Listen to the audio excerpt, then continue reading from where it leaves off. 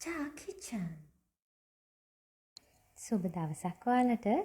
අද මං අරන් ආවේ කැල්සියම් බහුල හැඳැල්ලු කරි එකක්. මේ හැඳැල්ලු කියන්නේ අස්ථි පද්ධතියට හදවතට ඇස් පෙනීමට වගේම හිස කෙස් වලටත් වඩාත් ගුණදායක මාළු වර්ගයක්. කොහොමත් ලොකු මාළු වලට වඩා පොඩි මාළු වල පෝෂණ ගුණය වැඩිනේ. එහෙනම් අපි ඉක්මනින්ම යමු මේ කරි එක හදාගන්නේ කොහොමද කියලා බලන්න.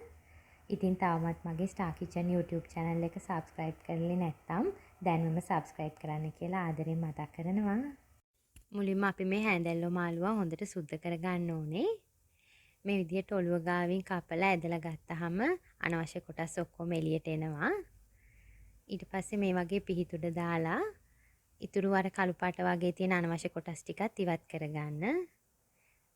මැද කට ඉවත් කරගන්න එපා. ඒකේ තමයි කැල්සියම් බහුලවම අන්තර්ගත වෙලා තියෙන්නේ. මේ විදිහට ඔක්කොම මාළු සුද්ධ කරගත්තට පස්සේ 3-4 පාරක් වගේ හොද ගන්න ඕනේ. හොඳට හොදලා පිරිසිදු කරගන්න. මාළු කපන්න වෙනම ලෑල්ලක් සහ පීයක් භාවිතා කරනවා නම් හොඳයි එළවලු කපන ලෑල්ලට අමතරව.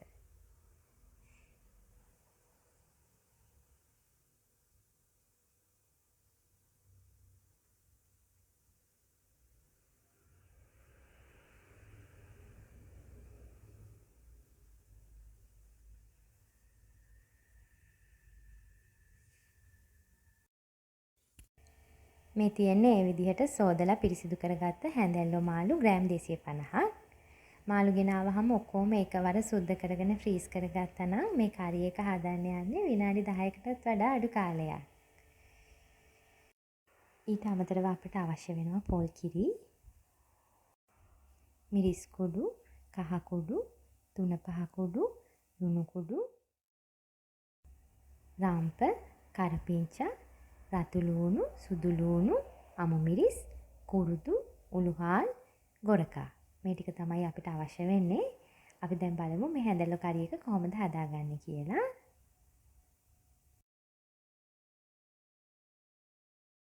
මුලින්ම ලුණු කුඩු තේ හැඳි භාගයයි රස අනුව දාගන්න. මිරිස් කුඩු තේ හැඳයි. කහ කුඩු තේ හැඳි කාලයි. තුන පහ කුඩු තේ හැඳි කාලයි. මේ ටික ඔක්කොම දාගෙන අපි හොඳින් කලවම් කරගන්න ඕනේ. මේ හැඳැල්ලු මාළු එක එක ප්‍රමාණවල වලින් තියෙනවා. ලොකු ප්‍රමාණයේ මාළු තෝරගන්නවා නම් වඩාත් හොඳයි. ඒවා ඉක්මනින් කැඩෙන්නේ නැහැ. පිරිසිදු කරන්නත් පහසුයි, රසයත් වැඩි. දැන් රම්ප, කරපිංචා, උළුහාල්, ගොරකා මේ ටික කොහොම දාගෙන නැවතත් කලවම් කරගන්න. කරි එක කුක් වෙනකොට කලවම් කරගන්න අමාරුයි. මාළු ටික කැඩෙනවනේ. දැන් අපි මේ වෙලාවේදී පොල් කිරිත් එකතු කරගමු.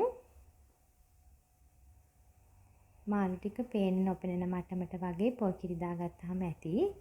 පොල් කිරි වැඩි කරගන්න එපා. දැන් අපි මේක ලිපේ තියාගමු.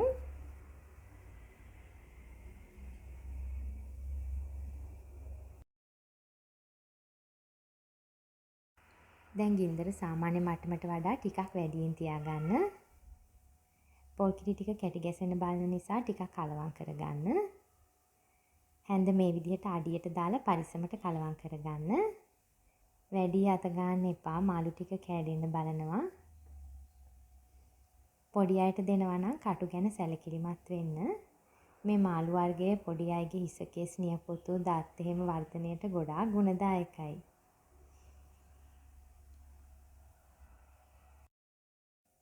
දැන් විනාඩි 10ක් ගිහින් තියෙන්නේ. මේ මාළු ටිකත් හොඳට තැම්බිලා තියෙන්නේ. මේ වෙලාවේදී ලුණු රස, මිරිස් රස බලලා අවශ්‍ය නම් එකතු කරගන්න පුළුවන්. පොඩි අයට දෙනවා නම් මිරිස් නොදාම කහ ටිකක් විතරක් දාලා ගත්තත් මේ කරි එක හරිම රසයි. දැන් අපි මේක ඩිෂ් එකකට දාගමු. ඉතින් මේ ගුණවත් හැඳැල්ලු මාළු කරි එක ඔයාලත් හදලා රස බලලා මට කමෙන්ට් එකක් දාන්න. යාළුවොත් එක්කත් ෂෙයා කරන්න. ඒ වගේම මගේ Star Kitchen YouTube channel එක subscribe කරලා ළඟම තියෙන bell icon එකත් click කරන්න කියලා ආදරෙන් මතක් කරනවා. මම නැවතත් මේ වගේ රසවත් ගුණවත් වීඩියෝ එකකින් එනකම් ඔයාලා සතුටින් පරිස්සමෙන් ඉන්න. සුබ දවසක්.